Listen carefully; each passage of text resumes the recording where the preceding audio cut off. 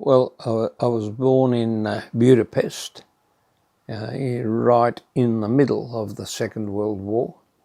My mother originally came from Budapest, but she and my father were living and working in a town in Hungarian called Sobotka.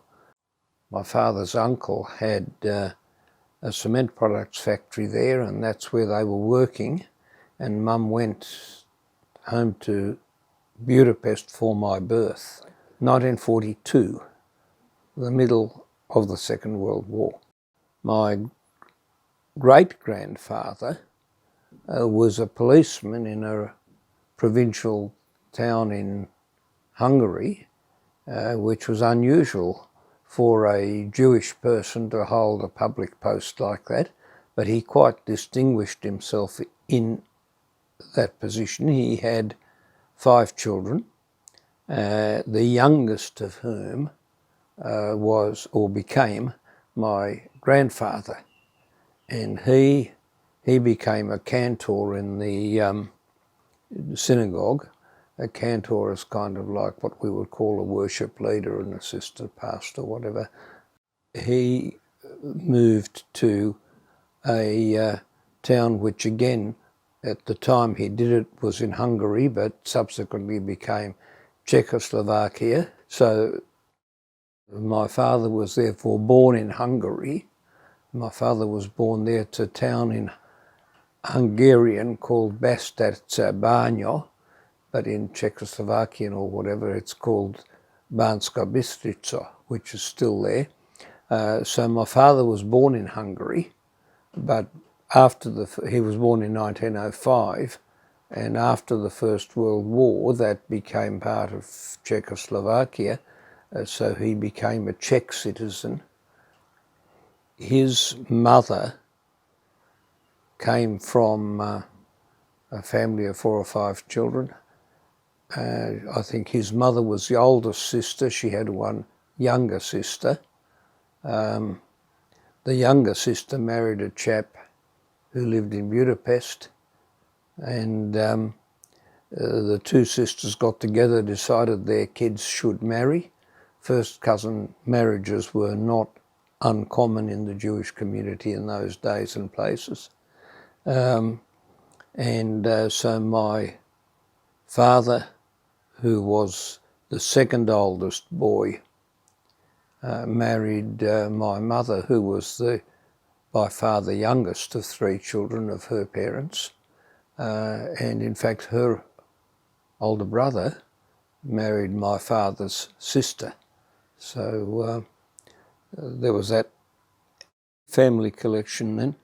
I said Dad was the second oldest, but cantors don't make that much money. He had 2 brothers and 3 sisters.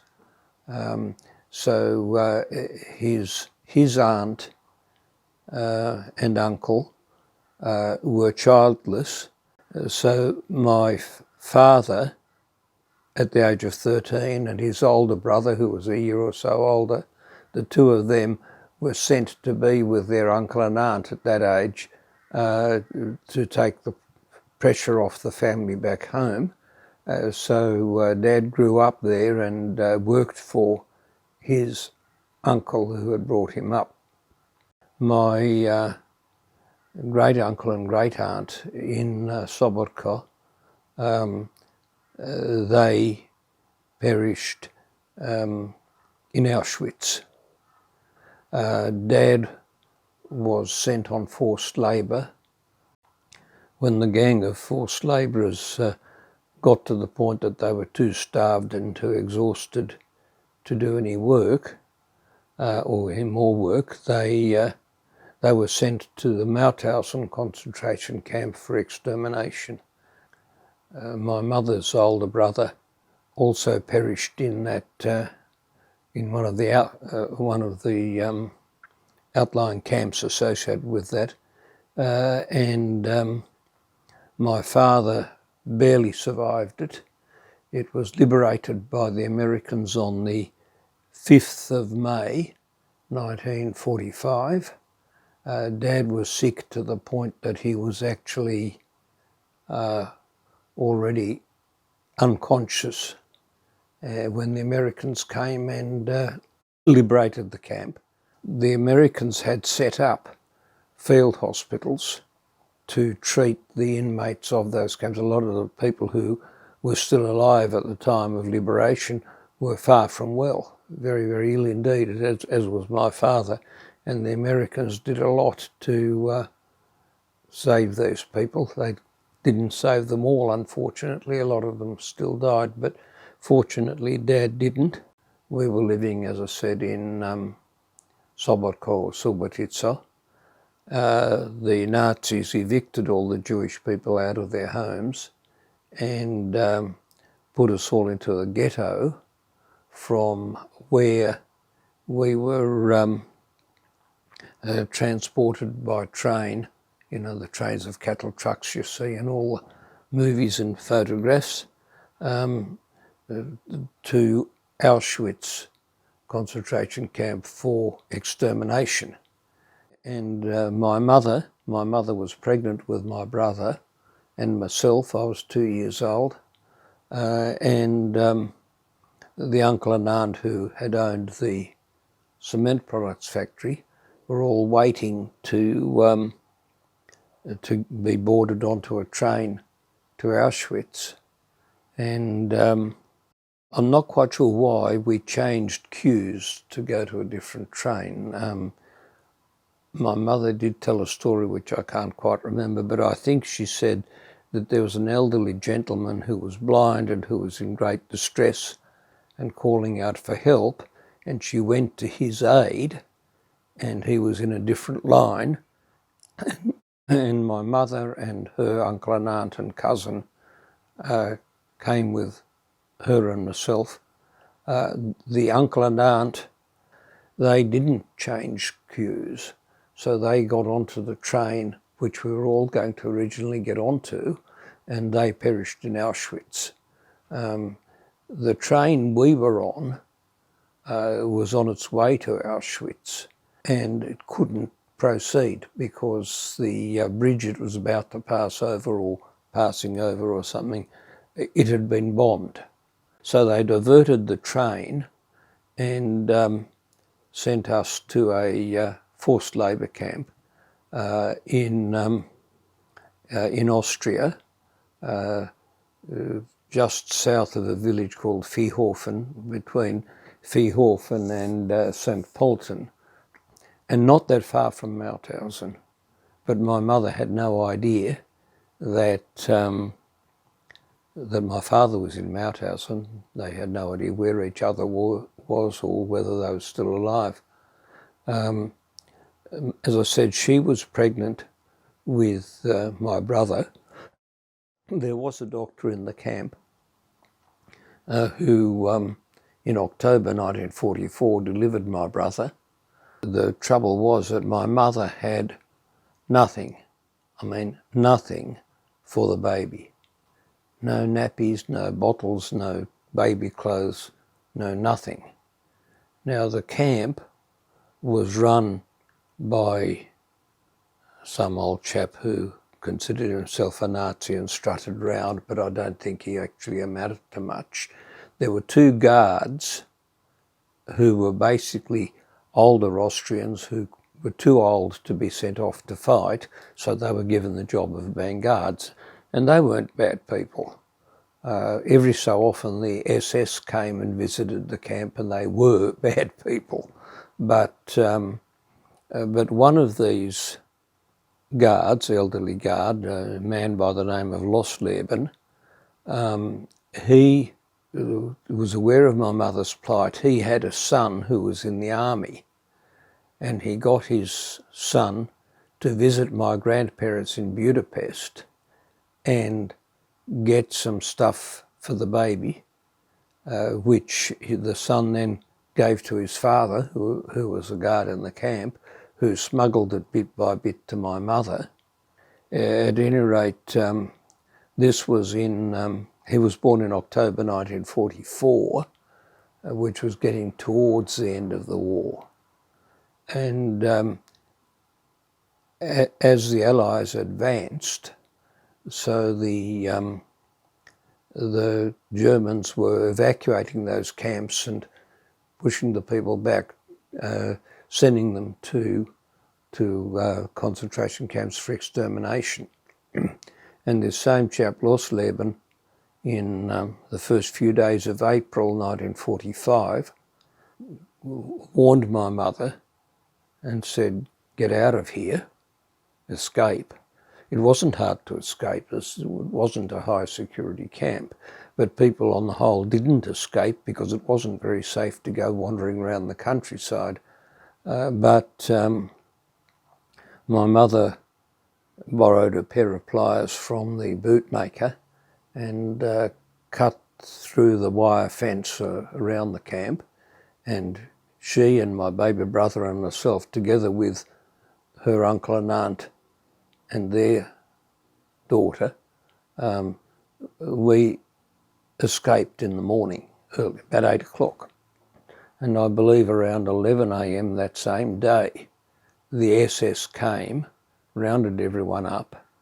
Those who were too old or weak or sick to make the journey, they shot. The rest they marched to Mauthausen for extermination.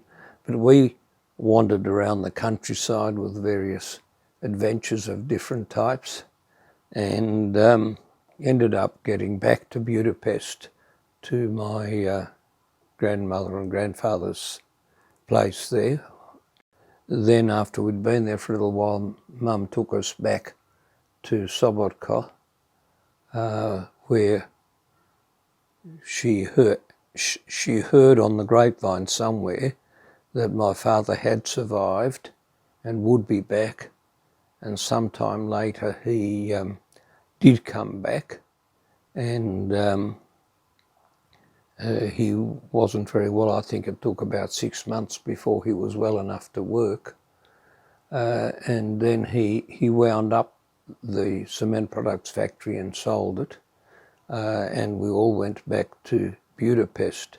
Now, I believe, I don't think you can see this in the video, but if you look over at those pictures and that one on the wall there, that little portrait up there, I think those actually came from my uncle and aunt's place in Sobotka, or great uncle and aunt. Now, my father's cousin had been taken as a child by his father to America. They lived in New York, and my mother's older brother's school friend had migrated to Australia before the war, and so they were prepared to sponsor us for visas. Everybody kind of wanted to get out of there, either Australia or New York. Which place we went to was going to depend on which visa came through first. And anyway, the Australian visa came through first. And that's a bit of a saga, because I don't know why. We were going to fly to Australia from Paris, fly to Sydney. We got on the train at Budapest to go to Paris, which we did. And we got to Paris, and again, the airline tickets had been paid for, and my mother or father or someone went to the travel agent to pick them up, and they all looked blank and there were no tickets. So we stayed in Paris for a few days, and then we were given a ticket on a luxury liner called the Derna, D-E-R-N-A, which in fact was a dreadful ship, quite small, only about 5,000 tonnes, I think. One of the other children on that voyage, Diana Armstrong, she grew up in Australia and became a journalist and an author, and has written a book, which is just up there, called The Voyage of Their Life, and which tells the stories of several of the people who were on that ship, ours is included, and also tells the story of the whole voyage, which was a bit of a horror voyage. We departed Marseille, I think it was sometime in August or the first few days of September of 1948, and arrived in Melbourne on, I think, the 5th of November. The 5th of November was a Friday, but obviously the first Friday in November, and the preceding Tuesday had been the Melbourne Cup. Now, we didn't know anything about this, but Dad wondered what on earth was going on, because Melbourne was meant to be a big city, and all the streets were quiet, the traffic was dead, there was nothing going on. He didn't know what was going on. What a strange thing that the second biggest city in Australia should be so deadly quiet.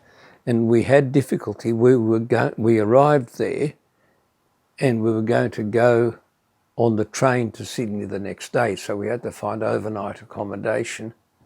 And they had a great deal of difficulty finding overnight accommodation, for as I can remember. And everybody said, oh no, we're all booked up because it's a Melbourne Cup. Now, you and I know what the Melbourne Cup is, but to them, with their very limited English, a cup was something you drink out of. So what a Melbourne Cup was, who knows, and why that should stop you getting accommodation, it was all a mystery. But anyway, we got on the train, the famous, or then famous, Spirit of Progress, to Sydney, but much to my parents' distress, we had to get out in the middle of the night and change trains at Albury, because in those days Victoria had the broad gauge railways, New South Wales had standard gauge, and so you had to change trains at Albury. Anyway, we got up there, we went to Canley Vale. We spent about 6 weeks with my mother's brother's friend, and we found a cottage in Chatswood to rent, and eventually bought it, 16 Tessa Street, Chatswood. Just going back a bit, I'm not sure quite at what time, because I was only knee-high to a grasshopper, but my mother had decided to become a Christian, which was culturally very much a no-no for a Jewish person, and not without reason, unfortunately. And whether it was her rebellious nature, because I can assure you she was certainly rebellious in her nature, or what, I don't know. I've heard some story, I don't know if she told it, that Jesus appeared to her in the camp and assured her that we would survive and get out of this and be all right. It's probably true. But at any rate, I'm not quite sure just what the progress was at that point while I was so little. I think at one point she went to a Catholic priest and said she wanted to convert, but he was rather off-putting, saying, you know, it took a lot of time and lessons and everything else before you could convert. I don't know where all that went, but for some reason, she said we were actually Presbyterian. But we lived in Chatswood there in Tessa Street, which is not that far from the western side of the Pacific Highway. The Presbyterian church, I'm not even sure where it was or is, but it was on the other side of the Pacific Highway, and my mother didn't want us to have to be crossing the main road, and us little kids. So St Paul's Church was only a few hundred yards, St Paul's Anglican Church, and so we went there. So I was brought up in the Sunday school at St Paul's Anglican Church in Chatswood. The church is still there. Sydney Anglican Church was low church and quite evangelical in its outlook and ethos and beliefs. And So I grew up in the Sunday school there, which was run by, there was a firm of builders called Girvan Brothers. And the two Girvan brothers who ran this firm actually ran the Sunday school there. And they did a wonderful job. They're lovely people. And so we were very well brought up and educated in the Christian church there. And that really, I suppose I was 7 years old, well, probably under 7 when we first started to go there. And if you talk with God, walk with God, you realise He's very real. So He has actually been very real to me all my life, ever since I was first went there.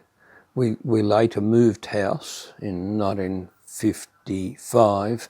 We moved house to a place at East Roseville, and the nearest Anglican church there was St Barnabas at Roseville East, which is where I continued on in the Sunday school, and then got old enough to go to junior fellowship and get confirmed, and subsequently got married there actually. Then when it was time to finish school and go off to university, I had no idea what was happening to me, but I got dragged by my little pink shell off to a thing called EU, Evangelical Union, which was very good, and it continued my Christian education. So I went to university to go to EU and did medicine on the side. But that was good. They gave us courses in group leadership, and I remember we not associated with EU, but associated with a friend of mine whose father was a very senior clergyman and highly respected. We did some sort of correspondence Bible course, and he invigilated the exam. I can remember that. Towards the end of that time, I met Heather, and we got married. As I finished medicine, what normally happens is that, well, these days they call it an intern year. You have to spend 1 year working as a junior doctor in a hospital before you can be a registered medical practitioner.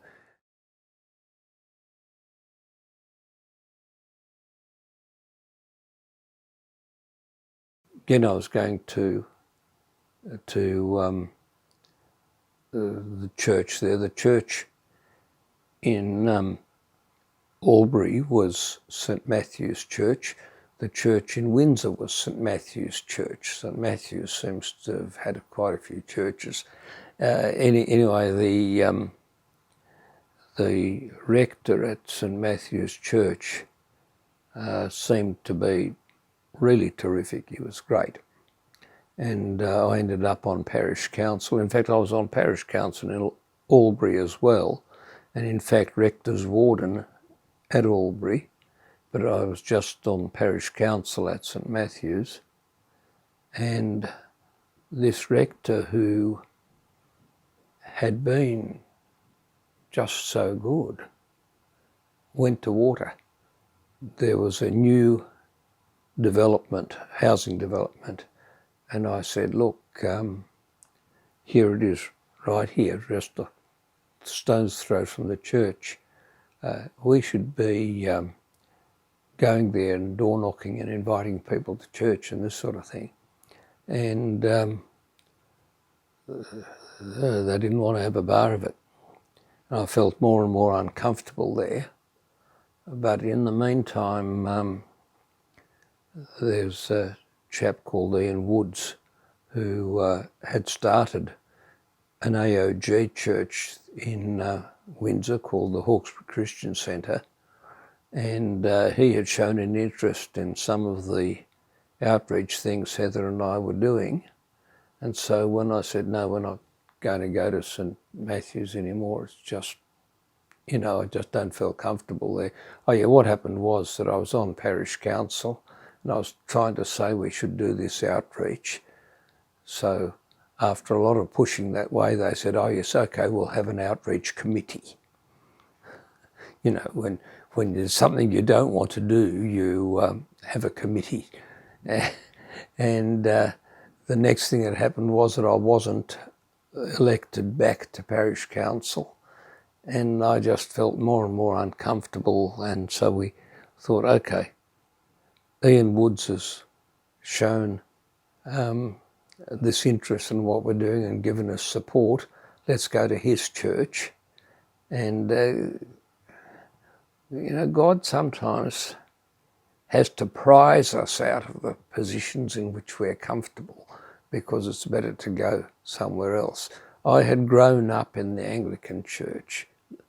I had got to know God in the Anglican Church. I'd been educated in my Christian life in the Anglican Church and the Evangelical Union. So I had to wait until I was really, really, really uncomfortable before I thought, well, we better try something else. The best thing we ever did, it was a quantum leap in my spiritual growth. I realised everything that Ian was talking about was totally biblical with regard to the gifts of the Spirit and things like that, talking in tongues. And it was a very active church. Everything that a church should be doing, they were doing. It was really good. And Ian and his wife, Joan, became very good friends. Then we left that church after 6 years because we went up to Townsville and we joined a big church there, Calvary, which again was a very big church, about 1,000 people there of a Sunday. But they were very alive, very active. And then we came down to Bribie and kept going to church down here, ended up going to Connect Church, but that became just too far away, and so we're now online members of a very, very spirit-filled church in Sydney, but we've got to know a lot of these people on Zoom meetings. The one benefit of the pandemic and the lockdowns was the development of Zoom meetings, and so we really get to know people who are Melbourne, rural New South Wales, Sydney, overseas. The truth is that I would not have made it if God hadn't been with me every day. As I said, when we first got sent to Sunday school, we were brought up very well. The only Bible that most people had in those days was the King James Version, the Authorised Version. And while that's a very good version and very dear to a lot of people, especially then, not so much now maybe, but it was rather incomprehensible to a little school kid, particularly struggling to learn English. And because of its archaic language, I think what we got taught in Sunday school was that they taught us the Bible stories. They taught us about Joseph and his coat of many colours, about Pharaoh and Moses, about the Exodus, about Joshua, about Samuel, about David. All those stories were stories of Jesus and his parables and all the rest of it. They taught us as Bible stories, and that was really good. And then it really made a difference later when I was in the Evangelical Union, was when I was taught about regular Bible reading, and that's the first time that I ever read through the Bible from go to woe, and I've done it a couple of times since. But those were the major things. And of course, as I say, I had grown up with God as a very real person and walking with him, and he's ever present. But despite that, when we joined the Pentecostal movement, it was an absolute quantum leap forward. I had been taught, and quite correctly, that whatever people say, does it correspond with what the Bible says? And everything that they taught us, you look, it's all there in the Bible, in the book of Acts and lots of other places as well. So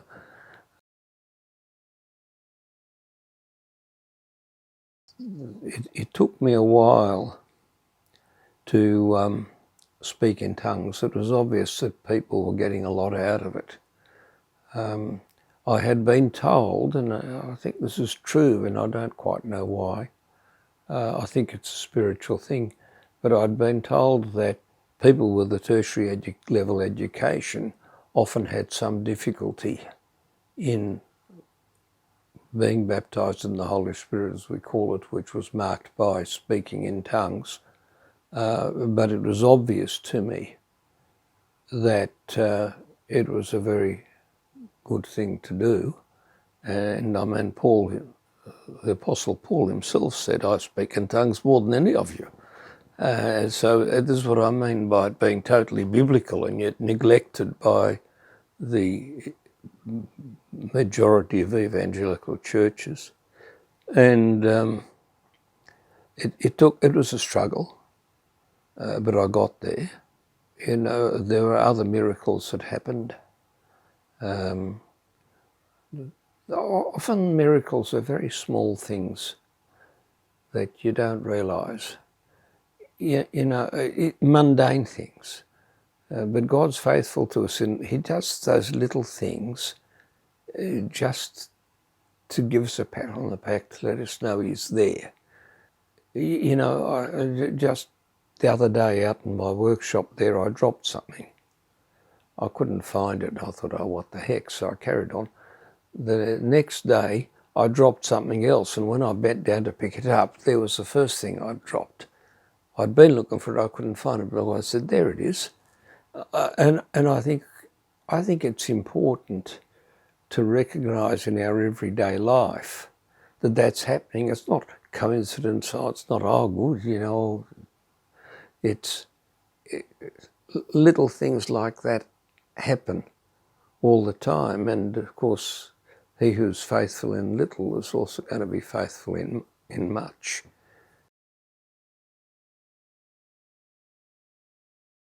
When we were at Albury, the rector there, who again we were quite good friends with, and I ended up being on parish council and rector's warden there,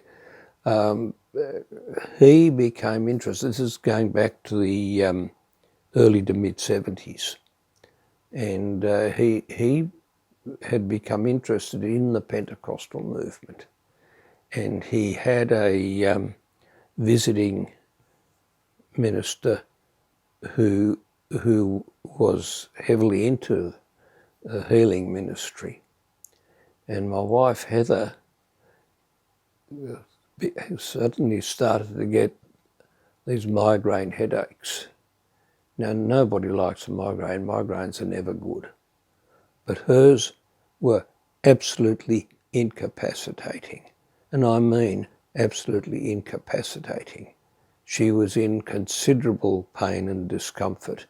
The only thing she could do was lie on the bed in the darkened bedroom with a wet face cloth over her and lie there, but she couldn't do anything else. I was working in a medical practice. We had 2 little kids, and she was not only out of action, but in agony with it. And of course we sought medical treatment, and she was given all the proper treatments that were known at the time. None of it helped. Then Heather got prayed for, and that was the end of the migraines. And you know, when the devil brings these things, he's not always keen to get out. And what happened was that Heather would know when a migraine was coming on, and she'd ring up the rector, who, as I say, was also a friend, and say that he'd pray with her on the phone, and that was the end of that. And then not long after, we went to the Hawkesbury Christian Centre when I was at Windsor there. Not long after, so when I was still just new to all this thing of not just speaking in tongues, but word of knowledge and much more active healing ministry and so on, I got a tennis elbow. Now, I'd had a tennis elbow before in my right arm, which I knew what it was from. I'd been hammering in something with a heavy hammer, and it was a bit of a nuisance, and my orthopaedic surgeon friend gave me an injection into it, which was meant to hurt, but it didn't, and it fixed it, no problem. But I got this tennis elbow on the left, and I have no idea why I got it. It just came out of the blue. And it was bad. It was getting so bad that it was starting to interfere with me when I operated. I was finding difficulty in holding the instruments. The pain was so bad that it was waking me up at night. My orthopaedic surgeon friend gave me another injection into it, which, as I say, they're meant to hurt. Believe me, it did. It hurt. Did it help? No. After this is very soon after we'd started to go to the Hawkesbury Christian Centre, and Ian after the service, I said to Ian, "Look, would you pray for my elbow? I've got this tennis elbow, and it's really bad. It's interfering with my work. It's waking me at night." And I can still remember, because he said, "Which elbow?" And I can remember the naughty thought that went through my mind, seeing as how we were just learning about word of knowledge and this sort of stuff. I thought, "You ought to know." I didn't say that, though. I said the left one. So he prayed for it. And he said, "How's that feeling? Any different?" I said, "No, not really." And he looked a bit crestfallen. Anyway, we went to church next Sunday. And when we were at church the next Sunday, I realised that from the time he had prayed for it, it had actually started to get better. So although I didn't feel an immediate thing like that, during that week it had not woken me up at night once, whereas before the pain had woken me up 2 or 3 times of a night. It had not woken me up once, and by the time a week or 2 had gone, it was totally good, and I've never had a twinge of pain from it ever since. So, you learn these things are for real.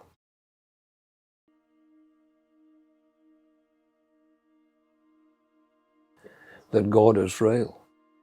He's with you every minute of every day. You're not alone.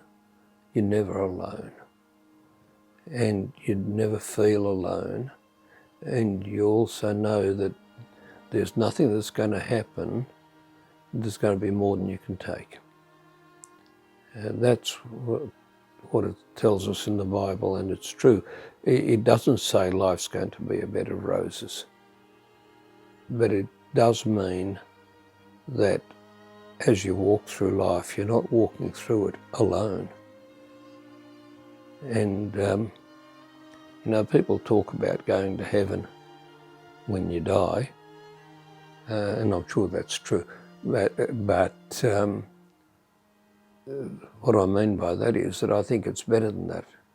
I think to a limited extent, I think we're limited by our world, our physical world, but what it's all about, what the whole thing is about really, is that when God created Adam and Eve, he created us to be in fellowship with him.